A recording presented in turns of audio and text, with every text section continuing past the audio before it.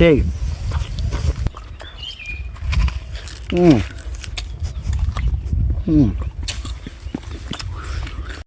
জ্যৈষ্ঠ মাস শেষে এখন আষাঢ় মাস, তবুও ফজলি আমের মৌসুম কিন্তু এখনও শেষ হয়নি।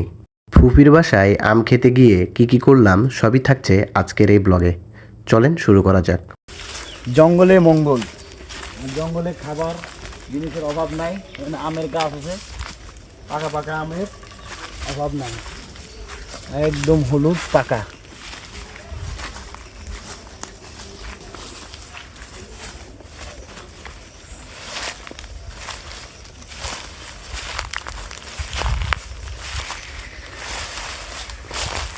এটা পুরো ফাইটে গেছে, এটা খাওয়া যাবে না।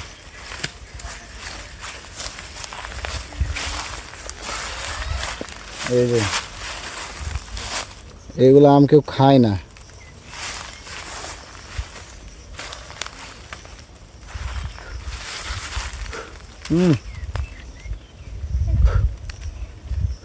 ফরমালিন মুক্ত, টাটকা, গাছ থেকে পড়া, আজকে ভরে পড়ছে মনে হয়।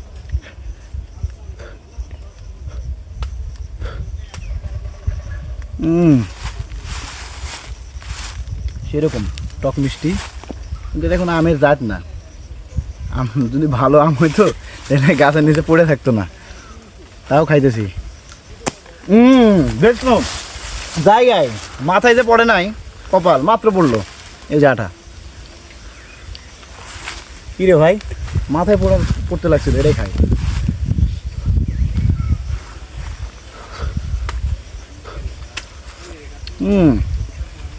সেই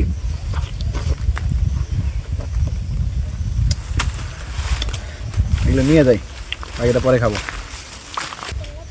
এগুলো জংলি আম, মানে এগুলো আমের মানে স্বাদ নাই। ওই পাশে ফুপির একটা গাছ আছে ফজলি আমের, ওখানে যাই। ছোটোবেলাতে অনেক গাছে ওইটা আম খাইছি, এখন অনেক বছর সুযোগ হয় না, আসাও হয় না, আম খাওয়া হয় না। আজকে টাটকা টাটকা একদম গাছ থেকে পেড়ে খাবো। এটা আমার ফুপুর বাগান।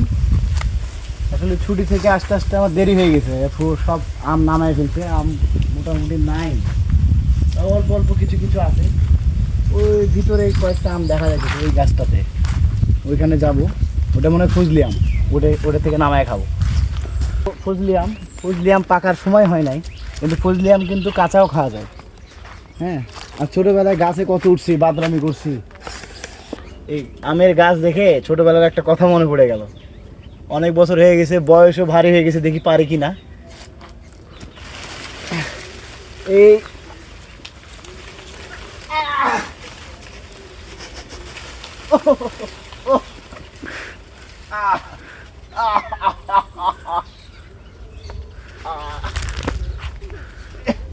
ছোটবেলায় শরীর খুব ফ্লেক্সিবল ছিল, পারতাম।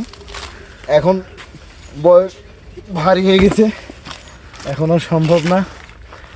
বয়সের সাথে সাথে শরীর আর স্বাদ ছেড়ে দিছে। এখন একটা আম নামে খাই। কোন আমটা নামাবো? আমার কাছে আবার আম নামানোর মতো কিছু নাই, কিন্তু আমার কাছে এই যে সেলফি স্টিকটা আছে, আমি এই সেলফি স্টিকটা কাজে লাগে আম নামাবো। উপস্থিত বুদ্ধি, নাই মামার থেকে কানা মামা ভালো। এখানে টাইট করে দিছি, এটা হুকের মতো কাজ করবে, এটা লক করে দিলাম। এটা দিয়ে আম নামাবো, এখানে ধরবো। বিশাল বড় আঠা, দেখছো?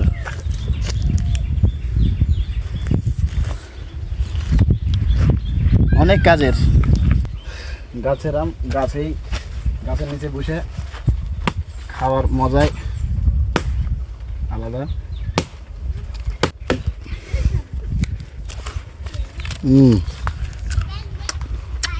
হে মিষ্টি।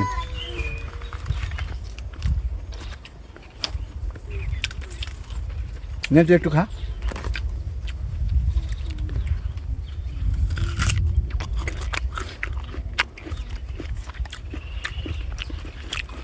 আর দেখছেন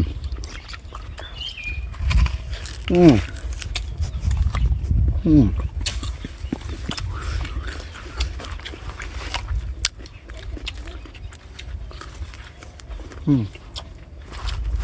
আমি আম শেষ করতে থাকি আর আপনাদের মাঝে বিদায় নিতে থাকি। আল্লাহ হাফেজ।